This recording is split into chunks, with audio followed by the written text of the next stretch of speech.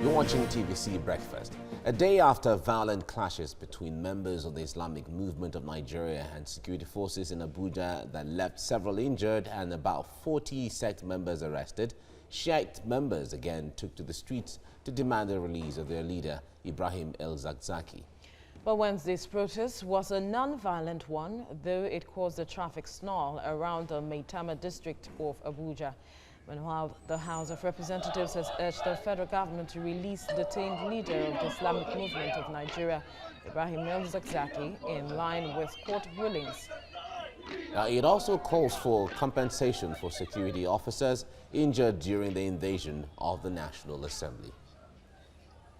Joining me via Skype from Uyo is a lawyer and public affairs analyst, Ibrahim El-Zakzaky. Ibrahim, it's good to have you join me right now. A lot of Nigerians have been very concerned with the way that the federal government is handling the El-Zakzaky issue, trying to bring to the fore how Muhammad Yusuf, of the leader of Boko Haram, how things went down at that time. People are trying to draw similarity to that and now. What are you making of it? Well, my impression is that the federal government is being militaristic in their approach to the Shiite crisis. I do not believe, I am not persuaded, that the solution lies in repression. On the contrary, my position is that as much as this movement has their excesses, as much as we have seen over time that they are committed to the agitation to free their leader, sometimes in a manner that may be in contravention of extant laws. I do not think the federal government is going to resolve this by exerting maximum force, by resorting to violence against members of the Shiites, and by the continued incarceration of the leader of the Islamic movement in Nigeria. I believe that the wise thing to do at this point is for the federal government to be a bit cautious, given the antecedents of Boko Haram, which came to fore when Muhammad Yusuf was extrajudicially killed by the Nigerian police. One can imagine, if anything happens to Zakzaky today, what his members would do. Would they still continue to protest on the streets? Would they resort to armed conflict? History shows, and history has advised us, that it is expedient for that to be averted. And the only way to avert that is for the federal government to look at this critically. I don't think the current approach has yielded anything. Because for anything, members of the Shiites have shown an unbroken determination to continue their agitation. All right, as it is right now, government is from the reports we've heard from former ministers and government officials who were in part in the last administration, some of them even said that they were holding El-Zakzaky for his own good and for his own interest and the interest of the nation. All of those have been in the mix, which a lot of Nigerians also argue against. But if we have to put it side by side, the issue of national security and the rule of law, it still brings us to the issues that comments credited to the president at the time had generated controversy. What do you make of the issue of trying to handle national security issues against the rule of law, especially when the court has made a pronouncement? Well, you cannot subject national security to, or you cannot subject the rule of law to national security. On the contrary, it is national security that has to be subjected to the rule of law. Because what amounts to national security itself has to be determined by law. It is the law that determines whether national security is under threat or not. It is the law that determines whether a person is threatening national security. It is the law that also determines whether a person has committed an offense or breached any law in the country. So while I am conversant with what the president said during his meeting with the Nigerian Bar Association when he attended the last bar conference, it is of course true that Nigerian lawyers have subsequently distanced themselves from that position, because that position really cannot be correct with respect to the president. But let us look at this issue critically. Before El-Zakzaky was arraigned at the Kaduna State High Court on serious charges, including murder and so on, and his bail was refused by the High Court of Kaduna State based on the charges brought against him. It is on record that Justice Gabriel Kolawole had, in December 2016, granted El-Zakzaky and his wife bail and demanded that they should be removed. The judge also asked the government to rebuild his house, to pay each of them 25 million naira as compensation for their illegal incarceration. I don't know the extent to which that judgment has been complied with.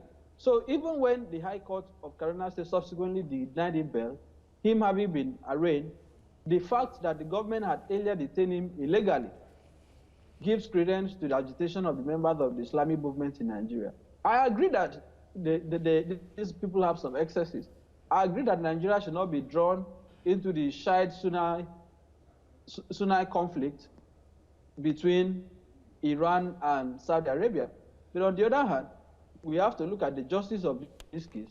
We have to ensure that Nigeria operates as a country that is governed by law. The way the federal government has gone about this thing is completely unacceptable. You also note that when the Shiites had a confrontation with the Chief of Army Staff, there were a series of investigations. Even the Kaduna State government itself had constituted a judicial commission of inquiry, all of which returned with a verdict that members of the group were extrajudicially killed, that their rights were violated. Till today, members of the security forces have not been brought to justice. No soldier has been prosecuted for the criminal murder and mass murder of the members of the Shiites. They were buried in shadow graves. There has been no justice for members of the Shiites. And no country can prosper on a tripod of injustice. Despite several calls by local and international human rights organizations, the government is yet to release Ibrahim El-Zakzaky and his wife. What do you make of the government's approach with this case? The approach of the government does not take into cognizance the gravity of the situation and the prospect for violence. When people are pushed to the wall, when a group of people are given the impression by the government that they cannot be listened to, their agitation is not deserving of attention, it gives credence to the resort to a more drastic and sometimes illegal approach, because it does appear that the Nigerian state naturally responds to violence. I say that carefully because if you look at the agitation in the Niger Delta, it took military and militant agitation, armed conflict for some respite to get to the oil-producing communities. We have also seen that in several other cases. So do we have to wait until the situation degenerates to armed conflict before the agitation of the members of the Shiite Islamic movement in Nigeria is attended to? I am not convinced that the approach of the government is going to yield anything. On the contrary, what we have seen is that the crisis is escalating. You can imagine that these people have been protesting in the National Assembly, and it is not mistaken, because the parliament is the representative of the people. So if they go to the parliament to protest, one would expect that the Nigerian state should respond. We have seen in Hong Kong currently, when student leaders in their thousands and millions went out to protest against an extradition bill, which would have allowed people in Hong Kong to be extradited to China, to the mainland China for trial. We are yet to see a response from the government, despite the fact that the National Assembly is saying that it is going to intervene, so to speak. What kind of intervention are we looking at here? Well, the best that the two things the National Assembly can do immediately is for the Senate and the House of Reps, in the national and public interest, to immediately pass a resolution demanding that the federal government should revisit, the executive should revisit the El-Zakzaky case. Secondly, the legislature can also engage the president directly on the matter, because I am convinced that the detention of El-Zakzaky is directly at the instance of the president. I do not think that it's being held by the security agencies at their own instance, given that even the president in the past had cause to make insinuations and statements relating to the matter. So I expect that the federal government will revisit this issue. I do not think that the continued detention of El-Zakzaky is going to deter their members. On the contrary, what we have seen is that they have been more emboldened, they have been more agitated, and they are even tending to become a little bit violent. We can avoid that. We can avoid the situation that will degenerate into an armed conflict by doing what is right and what is just. Justice is at the bedrock of the resolution of the crisis between the El-Zakzaky members and the Nigerian state. A lot of people have said that the nature of protest by aggrieved Shiite members, especially in the FCT, has been a source of embarrassment to the government, especially when you consider some of the damages and so on. But moving forward, really, what options are left to, or how best would you say this issue should be handled right now from where we stand? I believe diplomacy is the solution to this crisis. I do not think this crisis is going to be resolved by repression or by maximum deployment of state power. I don't think that is going to yield anything, frankly. These people, as we have all seen, are, I don't know whether to say brainwashed or are highly indoctrinated. What they are doing is not just out of, they are not just acting impulsively. They have a strong ideological base. And if we don't recognize that fact, absolutely it means that we are not ready to resolve the crisis. The members of the Islamic movement in Nigeria are highly indoctrinated.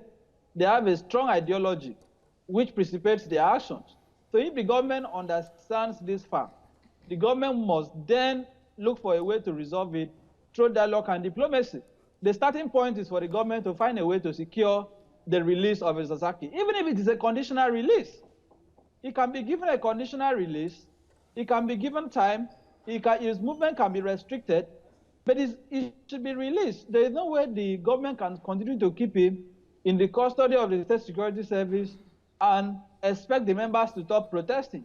Because we have seen that despite the killing of their members, despite the brutalization, they have continued to come out. That clearly shows that these people are determined.